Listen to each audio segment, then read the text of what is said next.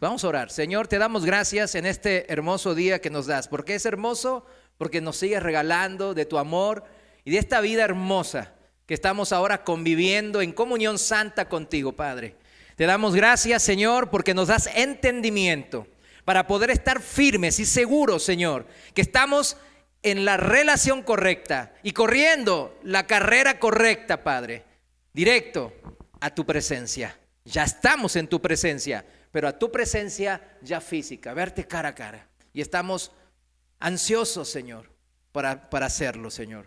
Ayúdanos, Señor, a seguir perseverando y seguir edificándonos en esta enseñanza, en el nombre de Jesús. Amén. Discipulado 2024, tema 6. Seguimos con el tema del mes anterior. 10 pasajes bíblicos claves sobre el discipulado, parte 2. Vamos a terminar la siguiente, ¿verdad? Con la parte 3. O sea, son 10 pasajes bíblicos que a mí me gustaría que todos en su celular los tengan. Y nomás el pasaje mero, ¿no? El pasaje bíblico solamente, y con eso nos va a ayudar. Recordemos lo que aprendimos en las 2 últimas enseñanzas. ¿Queremos vivir en el poder inagotable de Dios? Si recordamos las últimas 2 enseñanzas, para vivir en este poder maravilloso de esta relación inigualable con el Señor, debemos de seguir ¿qué agenda? ¿Nuestra propia agenda? No, la agenda de Dios. Y recién veníamos en esa alabanza lo mismo, ¿verdad? Decíamos que queremos vivir según la voluntad de Dios. Y en este seguir la agenda divina para mi vida, para la vida de cada uno de los que estamos aquí, es que el Señor tiene esta programación para nuestras vidas, para nuestras familias, planeada. No es que va viendo qué va a hacer con nosotros al paso, ¿verdad? Él sabe lo que quiere de nosotros. Él quiere bendecirnos, quiere lo mejor, como todo padre en nuestras vidas. Pero debemos de agarrar y seguir la agenda divina. Eso es lo difícil, porque nuestra carne, nuestra carne que nada aprovecha, sigue ahí gritándonos lo que a Dios no le agrada. Expusimos entonces estos 10 pasajes que nos van a centrar en esta agenda divina, salidos obviamente estos 10 pasajes de la Biblia, de la mente de Dios, para guiarnos en este discipulado de todo aquel que no ha olvidado su primer amor. Y por ello tiene la capacidad, por no olvidar este primer amor a Cristo, de obedecerle de corazón. La única manera de poder obedecerle de corazón es no olvidar lo que Él hizo por nosotros. Y vamos a hacer nomás un repaso en el sentido que nomás voy a mencionar los pasajes. El primer pasaje bíblico que vimos fue en el Evangelio de San Juan, capítulo 8, versículos 31 al 38. Y nomás lo voy a leer una parte.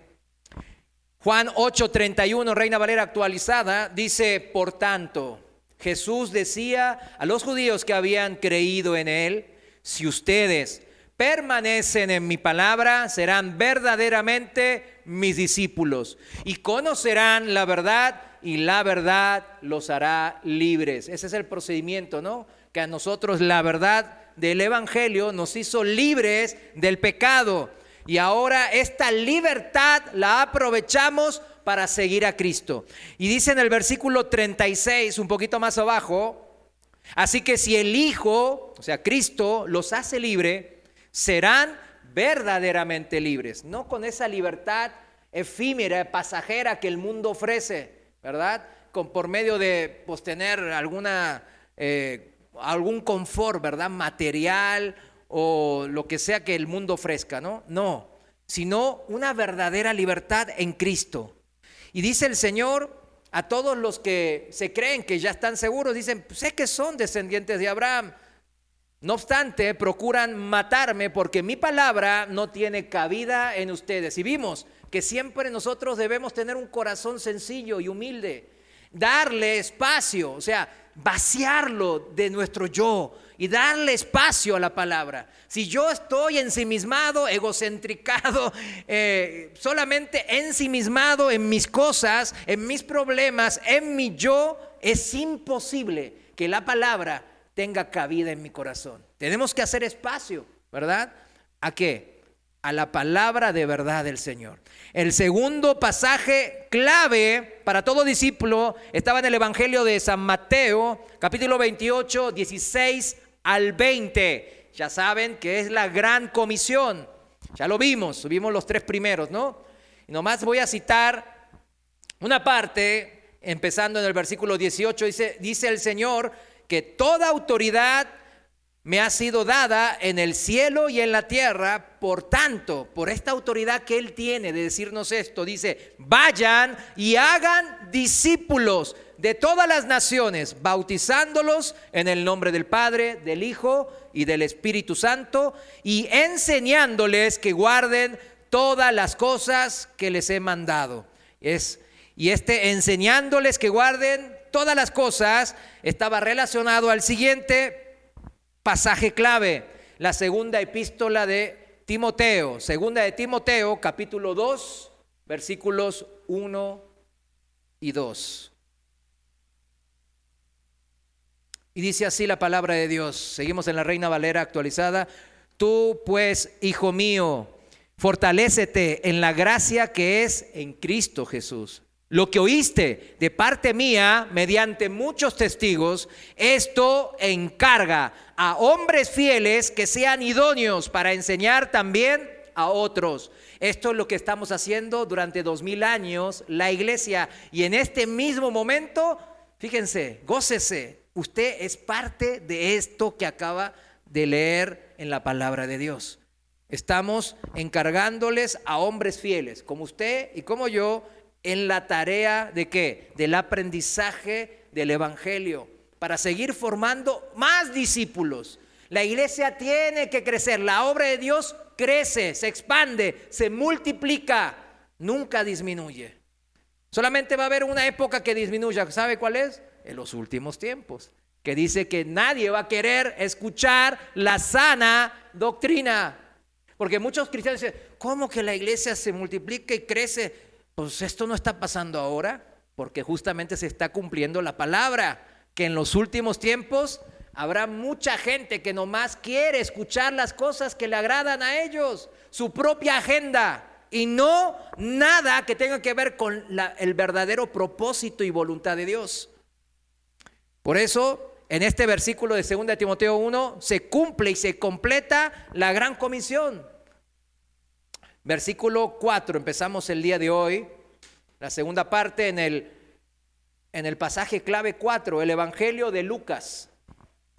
Lucas capítulo 9, versículos 23 y 24. Yo creo que usted sabía que este versículo tenía que estar, ¿verdad? Tenía que estar este pasaje. El título que ahí le pone en la Reina Valera es Condiciones para seguir a Jesús. Claro que hay condiciones. ¿Se acuerda el primer discipulado de este año? Hay que pagar el precio. Hay condiciones.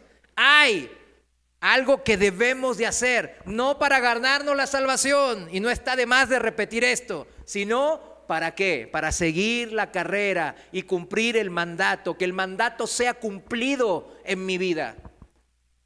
Si este mandato no es cumplido en nuestras vidas, no podemos aspirar a que pedir lo que sea y se cumpla. Es imposible si no. Porque no se cumple el mandato de estar recto frente al Señor.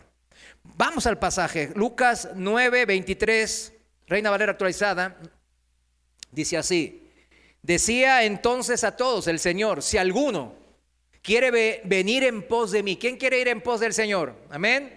Niéguese a sí mismo, tome su cruz cada día y sígame. Porque el que quiera salvar su vida, la perderá. Pero el que pierda su vida por causa de mí, la salvará. Miren, desde tan fácil como el que quiera perder su vida, por ejemplo, podíamos estar tirados ahí en la casa, ¿verdad? Descansando de una semana ajetreada y difícil quizás. Pero aquí estamos, ¿verdad? Cumpliendo, ¿qué cosa? Eligiendo y cumpliéndole al Señor, ¿verdad? Perdemos nuestra agenda propia por causa de Cristo. Ellos son los que siguen la carrera del discípulo. Nosotros estamos cumpliendo eso. La palabra aquí, en este pasaje clave, es venir en pos de mí. Significa esto el hacerse un discípulo de Cristo. Si vamos al mismo Evangelio de Lucas, capítulo ahora 14, versículo 27, ahí lo especifica mejor. Dice lo mismo, pero miren cómo lo dice. Y cualquiera que no toma su propia cruz y viene en pos de mí, no puede ser mi discípulo. ¿Se da cuenta? Si no cargas tu propia cruz y me sigues, no puedes ser mi discípulo, dice otra versión. A mí me gustó la traducción del lenguaje actual o lenguaje sencillo. Dice, si ustedes no están dispuestos a morir en una cruz, bien específico, y hacer lo que yo les diga, no pueden ser mis discípulos. O sea, no es que la vara está bien cualquiera. ¿Un recién convertido la puede saltar esta vara? No. Por eso un servidor no puede ser un neófito, alguien que recién empieza en la carrera de la fe. ¿Por qué? Porque imagínense, por ejemplo, en el grupo de alabanza, si quiere venir, pues antes de empezar a alabar a Dios, ¿qué hacemos? ¿Qué hacen el hermano Dago y el hermano Abraham? ¿Qué hacen? Pues una enseñanza. Ay, pues si vinimos a practicar, yo soy re bueno en los instrumentos. No. Venimos a adorar al Señor, y para adorarle hay que saber cómo adorarle en espíritu y verdad, dice la palabra.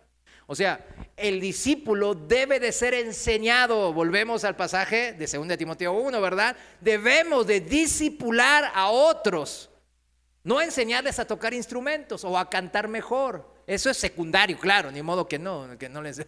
Eso es secundario, es importante, pero no tan importante como enseñarles el camino del discípulo, lo que estamos haciendo ahora. O sea, por eso siempre, ¿qué les pedí yo a los que aquí algunos están? Pues para poder ser discípulos, no es que yo me la crea o que somos un grupo, no, somos un grupo pequeño. Pero el estándar es el mismo, sea en una iglesia de 1 millón de personas o miles de personas o una iglesia pequeña como la nuestra. El estándar es el mismo estándar de Cristo. Y ese estándar no puede ser diluido o rebajado. ¿Por qué? Estos servidores, pero justo vino alguien y esta persona no creo que aguante, mejor le bajo el nivel. Eso no se hace. De hecho, ahora me acordé otra palabra que me puso el Señor entre semana. O sea, para los que diferentes áreas, a los que están inconstantes y no pueden venir los sábados, y dijimos que sí se entiende, tienen que entregar el resumen. Y los que no lo están haciendo y siguen sin hacerlo, no pueden servir, no son dignos del Señor, no valoran el amor de Cristo. O sea, no podemos obligarlos a servir, ¿verdad? Porque sabemos que si una persona no cumple eso y está ahí como que a veces lo hace, a veces no, es porque no tiene ganas de servir, no es digno del Señor. Y al rato vamos a ver qué es eso de digno, ¿verdad? Al rato vamos a verlo. Entonces, lo repito, porque la vara está alta, mis hermanos, y lo bueno es que tanto usted como yo estamos ahí. A veces tiramos la vara un poquito, pero ahí estamos, ¿verdad? Haciendo el intento. Y dice, y si ustedes no están dispuestos a morir en una cruz y a hacer lo que yo les diga, no pueden ser mis discípulos.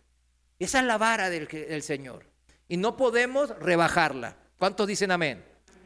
Miren, de esto vamos a hablar mañana en la reunión general del domingo, en la perspectiva histórica que vemos en esta serie de Lucas, según el libro de los Hechos, ¿verdad? Vamos a hablar en esta primera sección del libro de los Hechos, pues habla ahora del martirio, ¿verdad? También, entonces vamos a ver qué es eso según el libro de los Hechos. Todo lo que aparece en el libro de los Hechos tiene que ver con la vida cristiana. Volvemos a lo mismo, esa vida cristiana de hace 2000 años no cambia por las circunstancias o la cultura imperante del momento, sino ahora pues tendríamos que hacer como algunas iglesias que dicen, está bien la comunidad LGTBQ, pero en la Biblia dice que no, pues no vamos a herir a estos hermanos, no seamos malos, ¿verdad que no es así? El estándar, ¿cuál es? La Biblia, esa es la palabra sin errores de Dios. Bueno, lo que tiene que ver con este pasaje de tomar nuestra cruz, ¿verdad?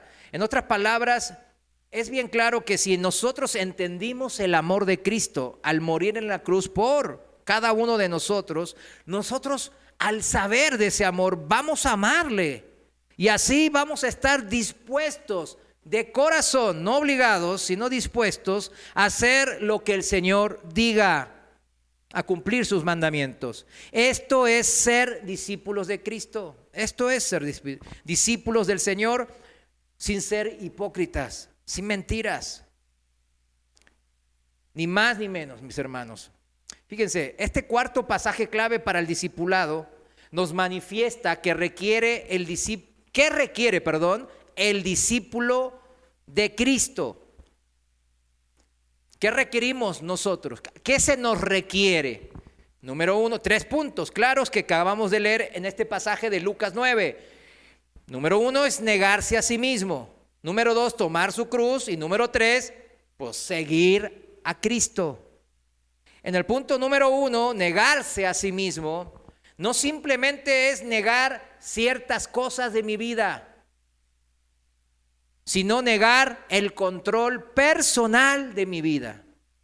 Eso es importante, mis hermanos. O sea, muchas veces como cristianos, y porque estamos en esta carne, hay que admitirlo, seamos sinceros, dejamos ciertas cosas sabiendo incluso que la Biblia está en contra de lo que nosotros estamos haciendo. Negamos, esto sí lo hago, me niego a mí mismo. No, en esto no, porque esto necesito yo ahora. Este trabajo, necesito al socio necesito llevarme bien con mi jefe, con mi cliente, necesito entrar en este partido político, necesito transar con estos, necesito pagarle mordida al policía porque no voy a llegar a no sé qué, me van a echar del trabajo, etcétera, etcétera. No es negar ciertos aspectos y otros aspectos, pues ni modo, esto no lo puedo entregar al Señor. El control es absoluto, si no, no hay control, mis hermanos. Negar es negar el control absoluto de mi vida y darle ese mando ¿a quién? Al Señor. Por eso es el Señor, mis hermanos. Hablamos mucho de esto en el cuarto discipulado de este año, cuando hablamos el título fue Mi agenda versus el poder de Dios. En mi agenda, ¿qué pasa? El poder de Dios no se manifiesta. Y cuando yo estoy en la agenda de Dios, en el propósito del Señor, ¿qué pasa? El poder de Dios se manifiesta. O sea, ¿cómo usted puede vivir en el poder de Dios? Viviendo bajo el propósito y la voluntad de Dios. Si no, no se va a manifestar. ¿Y qué va a pasar con los discípulos entonces? Con nosotros, con un discípulo, ¿qué pasa? ¿La carrera del discípulo es difícil o es fácil? Es difícil. Pero si no está usted en el poder de Dios, imagínese cuánto más difícil es. Si esta carrera debe de ser, como luego lo aprenderemos más, en el poder de Dios. No podemos estar en nuestra propia agenda. Es imposible. Es una carrera que cansa mucho, como todo religioso, termina cansándose y viviendo en el pecado. El segundo punto que dijimos de este requerimiento que tenemos los discípulos de Jesús es tomar nuestra cruz. El primero, ¿cuál fue? Negarse a sí mismo. El segundo es tomar mi cruz. Diga, tomar mi cruz. Amén. Amén. Mateo 10:38 nos dice, es el pasaje paralelo, ¿verdad? Y lo dice de una manera un poquito diferente en este sentido. Miren, el que no toma su cruz y sigue en pos de mí, no es digno de mí. Y aquí utiliza esa palabra que dijimos, digno. ¿Digno de quién? De Cristo. La palabra digno en griego es axios, A-X-I-O-S, y significa merecedor, comparable o apropiado. Merecedor, digno es merecedor, comparable o apropiado. ¿Quiere usted, amado hermano y hermana, ser merecedor de Cristo? debe de tomar su cruz. ¿Quiere ser apropiado por Cristo? Debe de tomar su cruz. Porque la única manera, según el Señor, como lo leímos, de ser comparables a Él es tomando también nuestra cruz.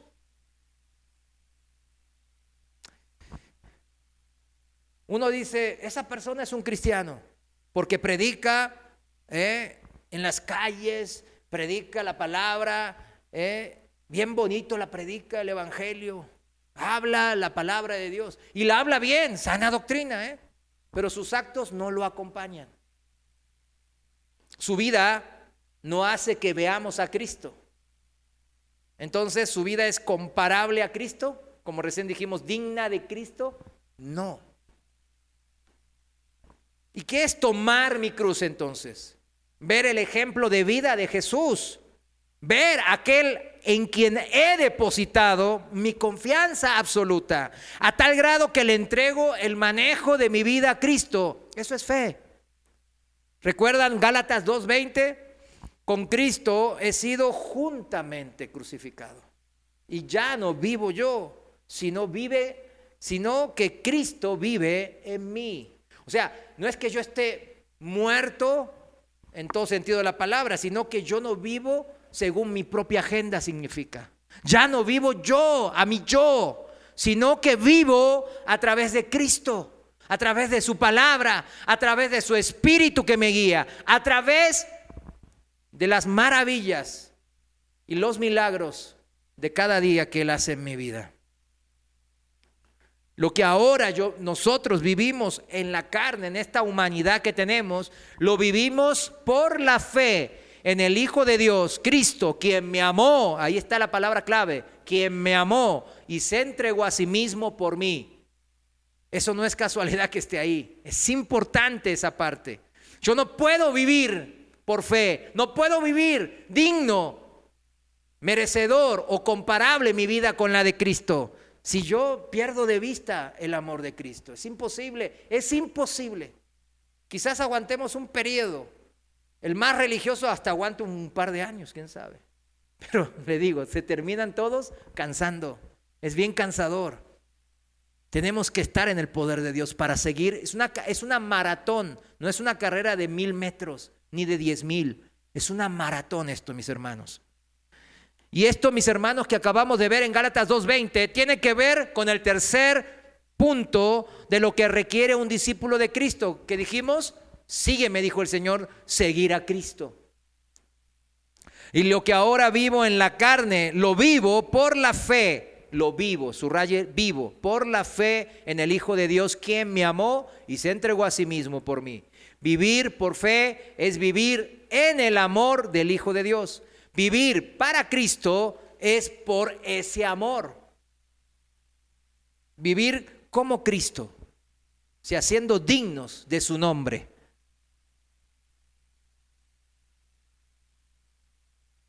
Eso es estar convencidos de la verdad del Evangelio, porque Él me amó primero, de esa manera tan llena de compasión y gracia, no solo con sus palabras, sino cumpliendo todo en su vida, en la práctica. Por eso ya dijimos que la mayor enfermedad del cristianismo del siglo XXI es justamente esa falta de amor. Perdieron de vista la mayoría de los hermanos el amor de Cristo. Y esa falta de amor que ellos manifiestan en sus vidas es porque se han olvidado de ese primer amor que Cristo les demostró en la cruz. Ven la cruz y otra vez, ¿por qué siempre hablan de la cruz? ¿Y qué tiene que ver? Todo el tiempo de la cruz, hablen de algo bueno. Dice, hay muchos hermanos que hablan de la nueva revelación. Mis hermanos, si mantenemos en vista el amor de Cristo, podremos tomar también nuestra cruz, así como Él tomó la suya, y seguir a Cristo, como dice este tercer punto. Seguirlo. Vivir el Evangelio es vivir ese amor de Cristo cada día. Así sí, mis hermanos, es posible vivir según Cristo, porque sabemos que su palabra que Él nos las mencionó, el pensamiento de Dios, los planes de Dios, pero Él también lo expuso en su vida, en su ministerio. Y sabemos que seguir a ese Cristo sí vale la pena, mis hermanos.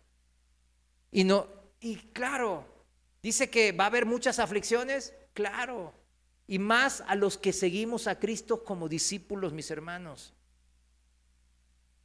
Sabemos que seguir a Cristo, mis hermanos, nos trae aflicción, nos puede llevar a un valle de sombra de muerte, como dice David, pero él también dice ahí bien claro en el Salmo 23, y aunque esté en valle de sombra de muerte, ¿qué va? No voy a temer a mal alguno, porque ¿quién? Porque tú estarás conmigo, el Señor está conmigo.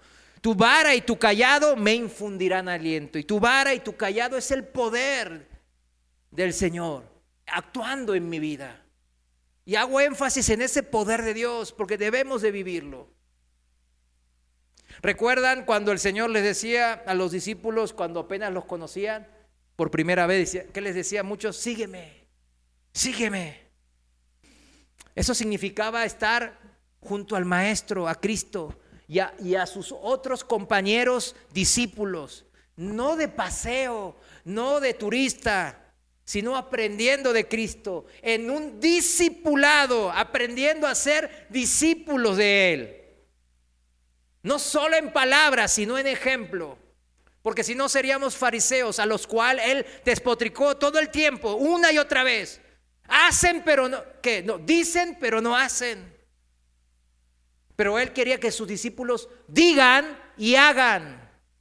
Por eso era sígueme, sígueme en todo el sentido de la palabra, en todo el sentido del ejemplo. En mi vida no cuadra la hipocresía, nos dice Cristo con su ejemplo. ¿Y qué otra cosa era ese sígueme? Entre los discípulos convivir, estar junto a los hermanos, ir juntos en pos del ministerio santo al que fuimos llamados, mis hermanos. Una cosa de disfrutar el poder de Dios es que lo podemos compartir, ese poder de Dios. ¿Sí entiende? O sea, a mí me da el don de sanidad de repente. Y estoy orando, estamos orando y está el propósito de Dios. La hermana está ahí en ese mismo tiempo y propósito de Dios. Y uno ora en el Espíritu y el don que tiene espiritual de Dios obra el milagro. Pero hay que estar juntos. Pues sí, si no. Sí, también Cristo sanó a alguien ahí que estaba lejos. Sí, sí, también. Pero Cristo nos quiere unidos, como los discípulos. ¿Andaban los discípulos todos separados? No, andaban unidos. Y así les digo que se mantuviesen unidos hasta recibir el Espíritu Santo. Y después de eso siguieron unidos.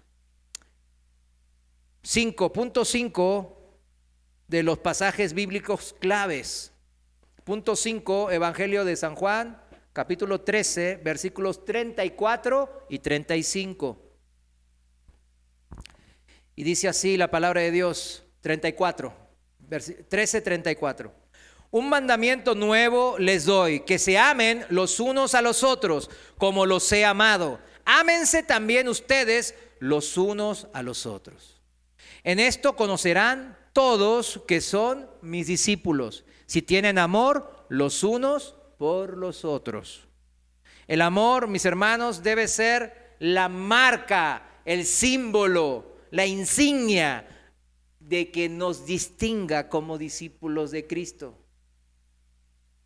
Por eso le digo que el diablo hace que en los púlpitos ya no se predique del amor, porque dicen, ese es un tema muy así simplón. La gente busca misterios, revelaciones nuevas. Y cuando se habla del amor o de la cruz de Cristo, no, es que siempre se habla de lo mismo. Pero el Señor va a poner el dedo en la llaga en donde nosotros más somos débiles, que es la falta de amor. El amor es el punto que marca y que nos distingue como discípulos de Cristo. Cuando el Señor dice este nuevo mandamiento, Él dice este nuevo mandamiento, ¿será nuevo? Pues de hecho estaba basado en lo que dijo en la Torá, en las leyes de Moisés, en donde el mismo Señor nos manda a través de Moisés amar a Dios con todas nuestras fuerzas, ¿verdad? Deuteronomio 6:5, para el que anota. Y amar al prójimo como a nosotros mismos. Eso está en Levítico 19:18. Entonces, ¿qué hay de nuevo? En el Evangelio de San Marcos, ahí el Señor cita los pasajes del Antiguo Testamento que acabamos de mencionar. Vamos rápidamente a Marcos capítulo 12, versículo 28. Versículo 28 dice así, Reina Valera actualizada: se les acercó uno de los escribas, o sea, de los que saben de la Biblia, al oírlos discutir, y dándose cuenta de que Jesús había respondido bien, le preguntó: ¿cuál es el primer mandamiento de todos? Jesús le respondió: el primero es: escucha Israel, el Señor nuestro Dios, el Señor uno es, y amarás al Señor tu Dios con todo tu corazón, con toda tu alma, con toda tu mente y con todas tus fuerzas. El segundo es este: amarás a tu prójimo como a ti mismo. No hay otro mandamiento mayor que estos dos. Amén. Esto, nomás escucharlos nos pone ahí una crucecita, ¿verdad? Alguna que otra que estuvimos haciendo entre semana. Versículo 32. Entonces el escriba le dijo: bien, maestro, has dicho la verdad. Dios es uno y no hay otro aparte de él. Y amarlo con todo el corazón, con todo el entendimiento y con todas las fuerzas, y amar al prójimo como a uno mismo, Levítico 19:18, vale más que todos los holocaustos y sacrificios. Ahí está la confirmación de lo que vimos que Jesús dijo al principio, no es algo nuevo en un primer sentido de la palabra. Entonces, si no es nuevo, ¿por qué dijo un nuevo mandamiento les doy? Entonces, esta es la pregunta del millón. Pero fíjense, es nuevo en el sentido de cómo lo dijo el Señor, porque ya ese Jehová de los ejércitos del Antiguo Testamento se había hecho carne cuando Jesús lo dijo esto, y habitaba ahora entre los hombres. Su amor práctico a la vista de todos, sus enseñanzas que escuchaban ya de propios oídos la gente, eso profundizó y transformó aquellos mandamientos del Antiguo Testamento, de la Torá. Ahora no fueron dados por un profeta más, mis hermanos, sino por aquel profeta que sería como Moisés, o más grande que Moisés. En Deuteronomio 18:15 dice que el Señor, tu Dios, te levantará un profeta como yo de en medio de ti. Y le dijo a Moisés: de entre tus hermanos, a él escucharán. Y en el versículo 18 y 19 dice: les levantaré, el Señor mismo dice, les levantaré un profeta como tú, le dice a Moisés, de entre sus hermanos. Yo pondré mis palabras en su boca y les hablaré todo lo que yo les mande. Y al hombre que no escuche mis palabras, que él hablará en mi nombre, yo le pediré cuentas. Qué tremendo. Y hay que subrayar que Dios nos pedirá cuentas por no hablarle a mi familiar la palabra de Dios, pero también por no dar, como dijimos en el anterior punto, el ejemplo de Cristo. Esta es la profundidad adicional que Cristo trajo a las palabras que Él dio en el Antiguo Testamento a Moisés, mis hermanos. Por eso Él dice que le hizo nuevo esto. Lo llevó a un nuevo parámetro, a una nueva dimensión, mis hermanos. Este es Jesús, el Dios que se hizo criatura por amor a los hombres. Este Cristo que habló a Moisés en el monte del Sinaí. Este Cristo ahora hecho hombre profundizó en las enseñanzas de este amor, de este primer y grande mandamiento y de este segundo mandamiento similar al primero. Los más importantes mandamientos. Vayamos a Mateo 5, 43 al 48. Mateo 5, 43. Y fíjense qué profundidad, a qué profundidad lo lleva el Señor. Aquí lo vemos. Ustedes han oído que fue dicho, dice el Señor, amarás a tu prójimo y aborrecerás a tu enemigo. Pero yo les digo, amen a sus enemigos y oren por los que les persiguen. ¿No? Más tachas, ¿verdad? De modo que sean hijos de su Padre que está en los cielos, porque Él hace salir su sol sobre malos y buenos, y hace llover sobre justos e injustos. Porque si aman a los que les aman, ¿qué recompensa tendrán? ¿No hacen lo mismo también los publicanos, o sea, los que no conocen de Dios? Sean pues ustedes perfectos, como su Padre que está en los cielos es perfecto. Fíjense que el amar al prójimo se extendía, según Deuteronomio 10, 18 y 19, para los que anotan, Deuteronomio 10, 18 y 19, en el Antiguo Testamento se extendía ¿quién? Amar al prójimo. ¿Quién era ese prójimo? Según el Antiguo Testamento, los miembros del pueblo de Israel y los extranjeros que habitaban entre ellos. Por ejemplo, yo como extranjero, pues a mí me tenían que amar, ¿verdad? También, según el Nuevo Testamento, un judío me tendría que amar. El odiar al enemigo no estaba contemplado en la ley. No, la ley no decía odia a tu enemigo, pero sí se podría ver como recomendado, por así llamarlo, en los salmos. Fíjense cómo dice el Salmo 139, 21 y 22. Lo voy a leer en la Reina Valera actualizada. Salmo 139, 21. Dice así el salmista: ¿acaso no aborrezco, oh Señor, a los que te aborrecen? Y contiendo, o sea, estoy en oposición, en enemistad contra los que se levantan contra ti. Los aborrezco por completo, los tengo por enemigos. Entonces, la gente citaba los salmos, ¿verdad? Y los judíos y decían, no, pues sí, hay que odiar a los enemigos de Dios, ¿verdad? Pero vemos cómo Jesucristo entonces en Mateo 5, cómo llevó más profundo el tema del amor, ¿sí o no? Lo llevó profundo, no solo en sus enseñanzas, sino también en su ejemplo. Vino a profundizar estas enseñanzas, en sus enseñanzas, el propósito real y profundo del Padre Celestial. Por eso, aunque el mandamiento de amar al prójimo no es del todo nuevo, lo es nuevo en que es amarnos unos a otros como la manera como Cristo amó a sus discípulos. Recuerden, ahí está lo nuevo, porque Cristo Dios se hizo hombre y lo hizo práctico. Ahora no es pura palabrería, por así llamarlo, ¿verdad? El mismo Dios se hizo hombre y lo practicó y amó a sus discípulos.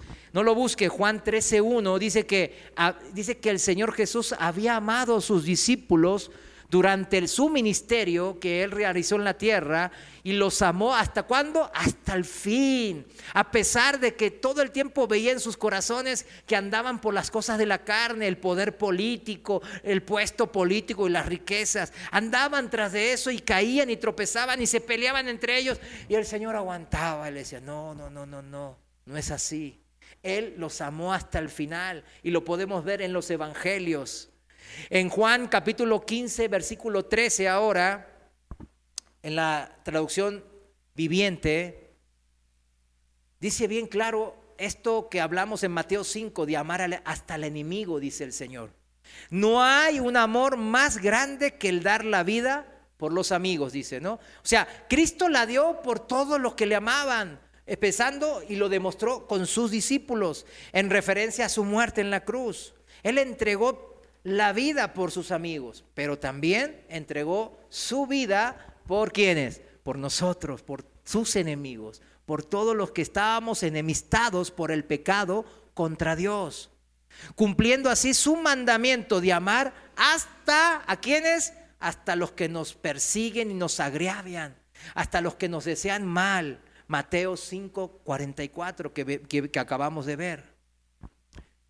Recordemos cómo dijo él bien claro en la cruz. ¿Qué dijo? Padre, perdónalos, ahí colgado en el madero, perdónalos, porque no saben lo que hacen. Estas palabras no pueden ser dichas si no hay amor en su corazón, mis hermanos. O póngase en la posición de Jesús en ese momento. Toda esa gente que lo odiaba, bájate y te creeremos, y que lo había crucificado ahí, que lo odiaba. Y él veía, aparte, no solo él veía su odio en sus caras y en su levantar el puño y todo eso, sino que él puede ver el corazón. Veía ese corazón malo hacia él, ese corazón violento hacia su persona. Imagínese, póngase en su lugar. ¿Podría decir lo mismo? Padre, perdónalos porque no saben lo que hacen. ¿O qué dirían? El Señor me vengará y verás, te hará chicharrón. O sea, ¿verán? Vio que no es tan así, ¿verdad? Es difícil, no es fácil. Último punto de hoy, el punto 6 de los pasajes claves bíblicos para todo discípulo. Los Hechos de los Apóstoles, capítulo 1, versículo 8. Pasaje muy conocido y exclusivamente dirigido a los discípulos. Vemos bien claro aquí en el versículo 8, dice: pero recibirán poder cuando el Espíritu Santo haya venido sobre ustedes, y me serán testigos en Jerusalén, en toda Judea, en Samaria y hasta lo último de la tierra. Venimos hablando del poder de Dios en nuestras vidas como sus discípulos, ¿verdad?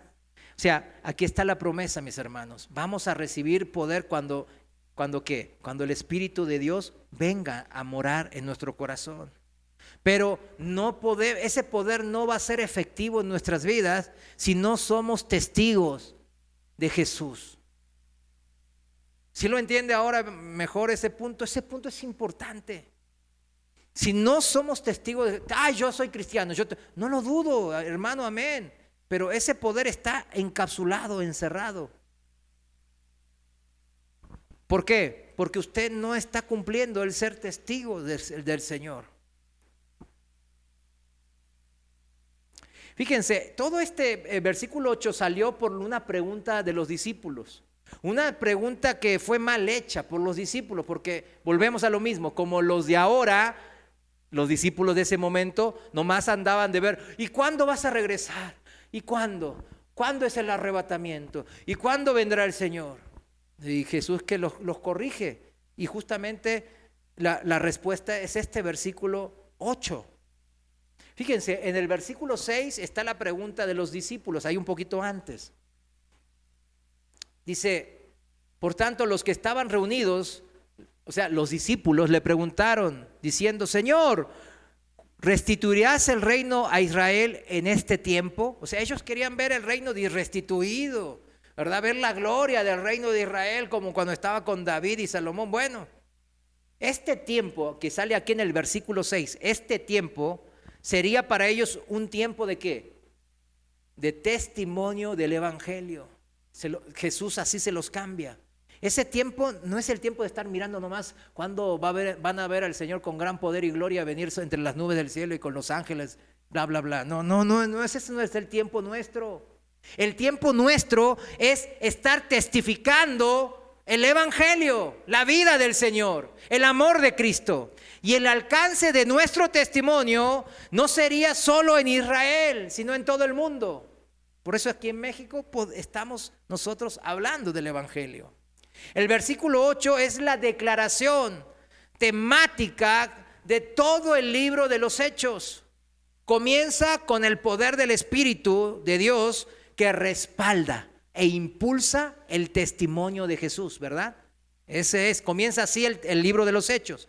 Y luego proporciona un bosquejo aproximado del libro de los Hechos. Por ejemplo, habla de Jerusalén, ¿no?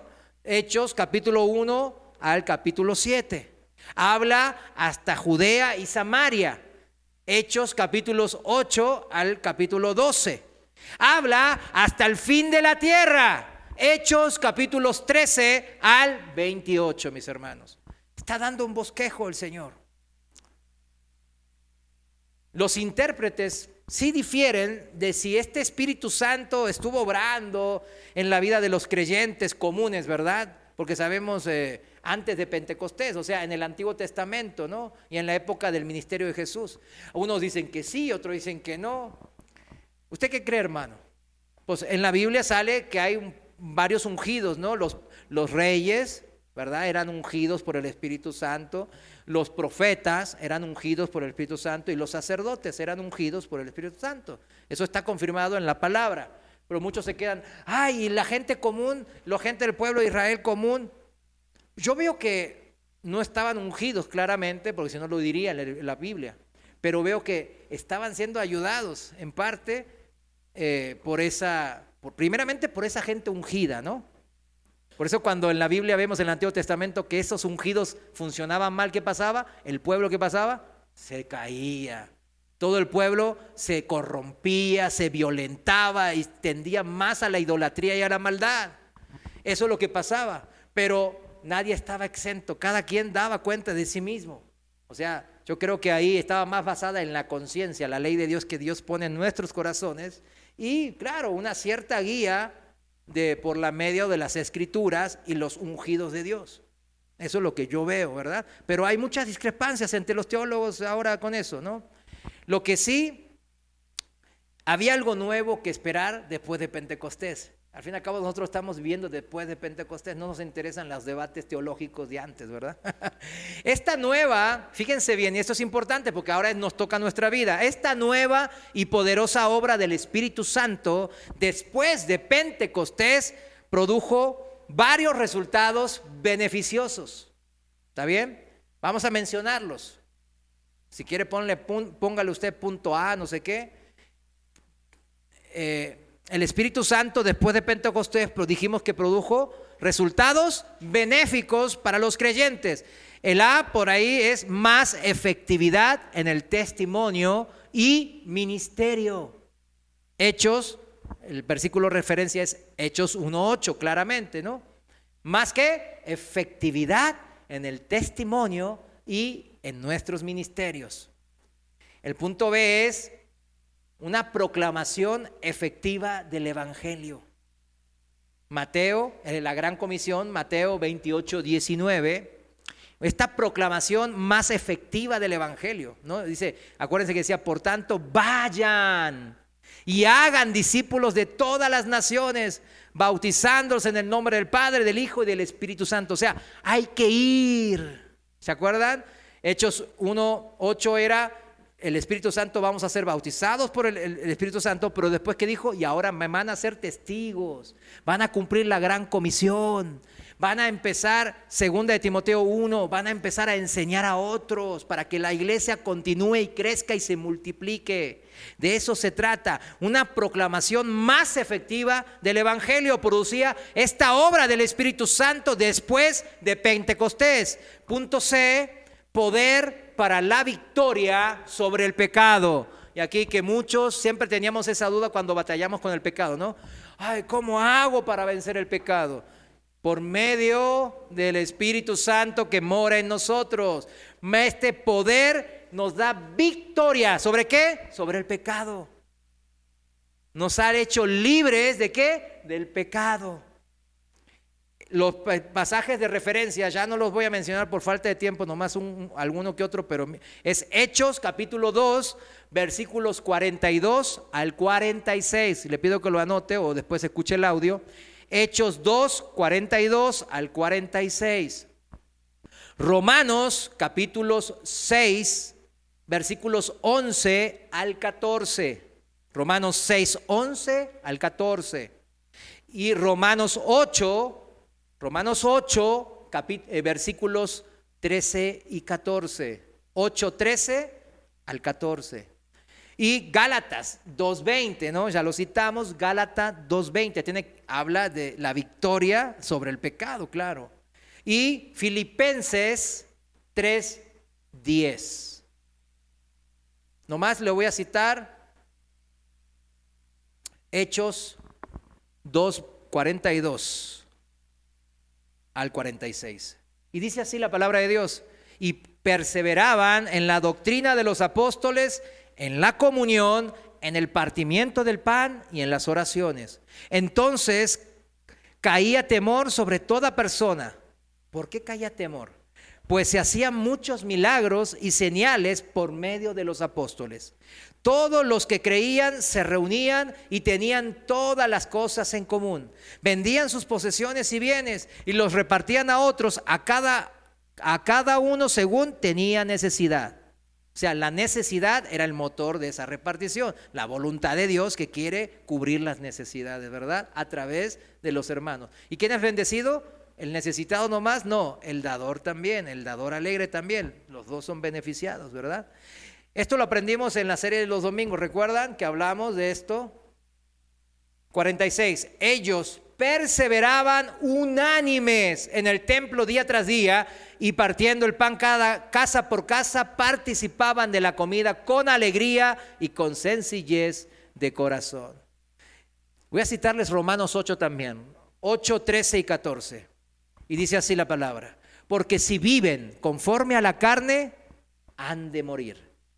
Pero si viven por el Espíritu, hacen morir las prácticas de la carne, vivirán. Porque todos los que son guiados por el Espíritu de Dios, estos son hijos de Dios.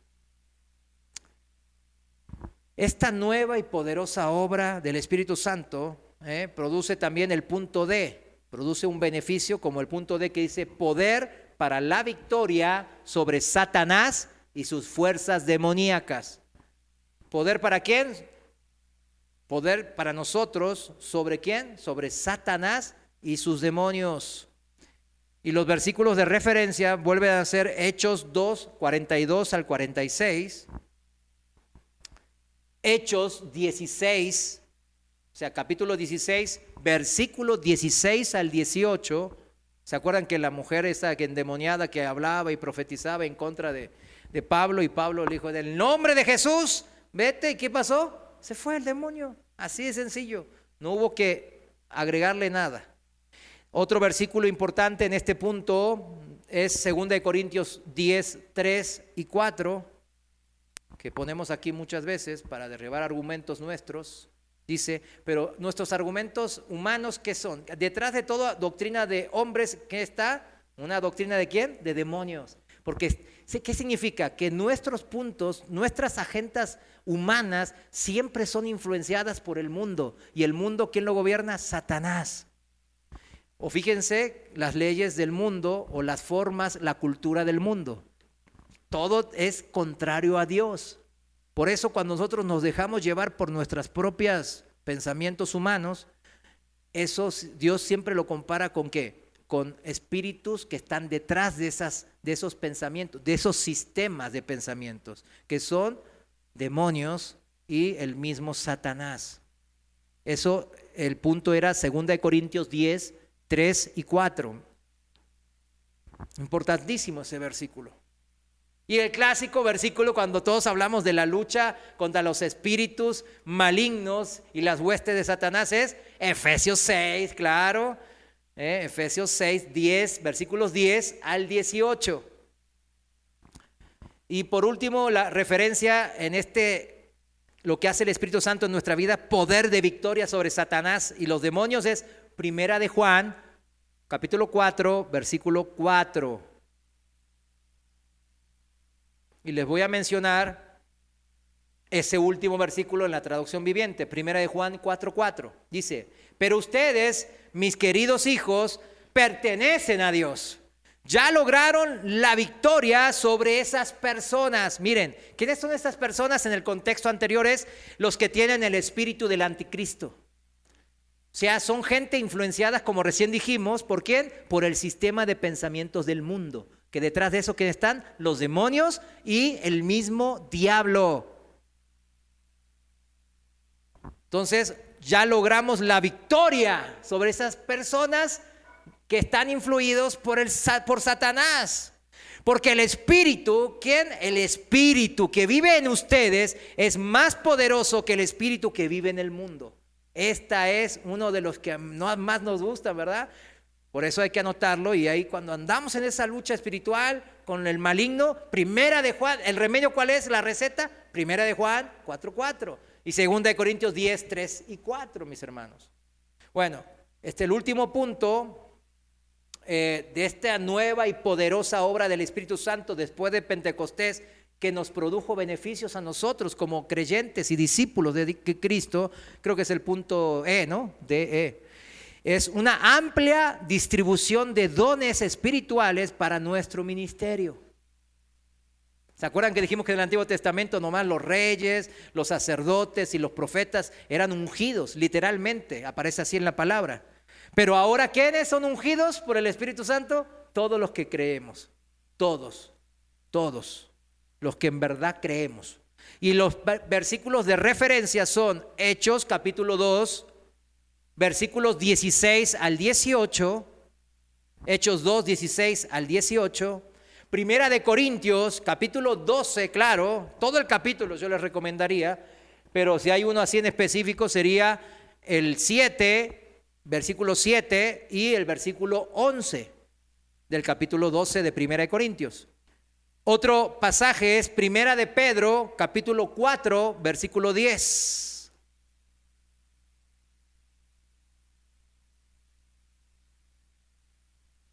Y yo les voy a mencionar rápido Primera de Corintios 12, 7 nomás. Dice, pero a cada cual le es dada la manifestación del Espíritu, ¿para qué? Para provecho mutuo.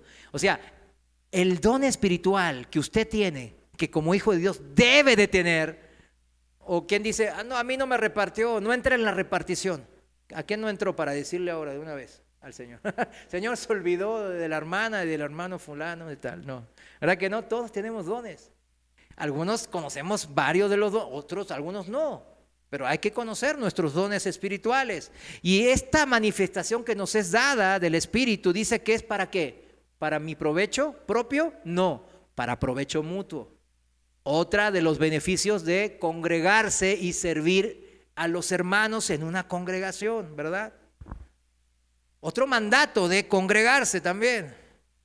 Y 1 Pedro 4:10 dice, cada uno ponga al servicio de los demás el don que ha adquirido como buenos administradores de la multiforme gracia de Dios. ¿Para el servicio de quién? De los demás. Ese don lo tiene que poner al servicio de los demás. Los discípulos probablemente entendieron que el poder en este contexto incluía tanto el poder predicar el evangelio de manera efectiva, como también el poder a través del Espíritu Santo de obrar milagros que confirmen ese mensaje del evangelio. Fíjense, la misma palabra dunamis que se utiliza mucho, ¿no? Por ejemplo, cuando habla del Espíritu Santo, ¿no? Y el poder que él ejerce, dunamis del griego, se usa al menos otras 7 veces en el libro de los Hechos. Ahí en Hechos, recién que mencioné uno de los pasajes, era Hechos 2, 16 al 18, ¿verdad? Y ahí cita al profeta Joel. Y habla del dunamis, del poder que tiene el Espíritu Santo para hacer milagros y expresiones, manifestaciones espirituales en nuestras vidas. De eso se trata. Ay, los milagros, a mí no pasan milagros. No, eso significa dunamis, es una manifestación del Espíritu Santo espiritual, de corte espiritual en mi vida. Eso es todo. Y eso todos los días, ahora ya con esta definición mejor, más exacta en mi mente, ¿cuántas veces nos pasa por día? Varias veces. Y al que diga, no, a mí a veces nunca me pasa, o estoy semanas.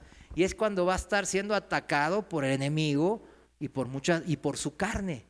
Muchas veces. Es cuando no vive en ese dunamis. ¿Sí me entiende? La respuesta, mi hermano, es simple. Hay que vivir en ese dunamis. Hay que vivir en el poder del Espíritu Santo que ya Dios nos los entregó para que se manifieste para beneficio ¿quién? Mutuo. A veces vemos un hermano que está caído y todo así y oramos y quizás faltaba la hermana que no quiere usar sus dones, ¿verdad? Que es inconstante, que no se disipula, que no quiere aprender y no usa sus dones para beneficios. Y ella va o él va a dar cuentas de esos dones no usados. Porque el poder sí está, eso sí, eso no lo podemos negar, el poder sí está. Bueno, y los pasajes bíblicos claves del 7 al 10 va para la tercera y última parte. Vamos a orar. Señor, gracias te damos porque tu palabra siempre nos edifica, nos hace más poderosos, Señor, porque ese poder tuyo es tuyo y se manifiesta cuando vamos entendiendo más y más tu consejo, tu voluntad en nuestras vidas. Y hoy hemos entendido que tu poder mora en nosotros, tú moras en nosotros. Y es poder de Dios que se manifiesta para beneficio mutuo.